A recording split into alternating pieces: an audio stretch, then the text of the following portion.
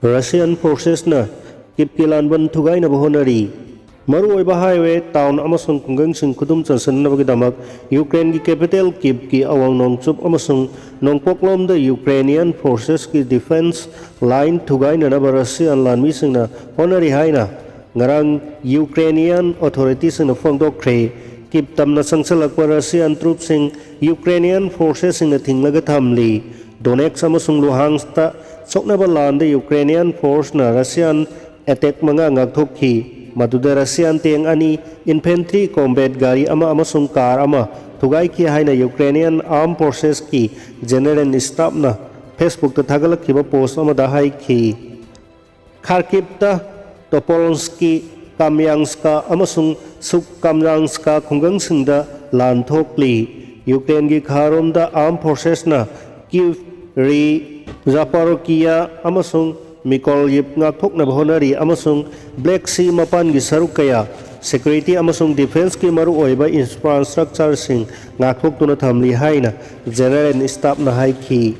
mathangda South Korean fighter khra Ukraine da saithokre Ukraine gi mateng pangduna Russia ga lan songnaba lakhiba South Korean volunteer lanmi khara Ukraine gi front line sing da saithokre haina Ukraine gi military official amana phongdokre Ukraine ngakthokna nabagidamang sem kiba international lijan gi spokesperson Domin Megru na wafam sa phongdokhibani force asida laibag yangkhani thoi gi fighter lising kunrom yauri South Korea gi volunteer sing ado masing kayano haibadudi phongdokhide North Korea na sakti laiba khulai makata na sengbat kani Kim Jong Zati gi masang ngakthok chaba ngambagi pangal hen kankhan anabagidamag North Korea na Landana bagi sakti laiba khulai makata na sengbat kani haina North Korean leader Kim Jong Un na phongdokhiba wafam ama state media na report tawkhre North Korea gi official oiba Korean Central News Agency gi report matungina tang kunmari da anouba Hwasong 17 ICBM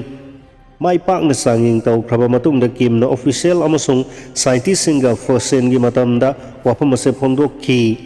ingthaba ngakthok nanaba socialism semgatnaba amasung lakliba mirol singbu threat pumna maktagi ngakthok tuna tek ta kaidana thamnana bagi daita launaba aikoina phibam amada hekta pangal kandaba yade haina Kimna haiki North Korea gi sarkar na jati gi masa ngakthok chanana bagi pangal hena kankhal hanana bagi pandam phangnaba people's army gi mufam da landana bagi sakti lairaba khulai pina bahona gani maithi ba piba ngamloidaba landana bagi Pangal lairaba matungda amasung kanamata na thingba ngamloidaba military power lairaba matungda ta laibak amana lan ngakthokpa amasung ngakselgi khal kaihandana thamba ngamgadabani haina Kim Jong Un na haiki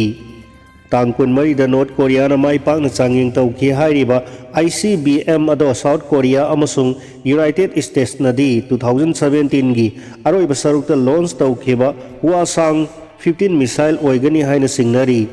Mase Hwasong 17 IDBM ni haina masin thiba oigani haina thajari misal gi engine nozzle amasung engine combustion gi matam yengbada hanagi khara pikthaba Hwasong 15 oigani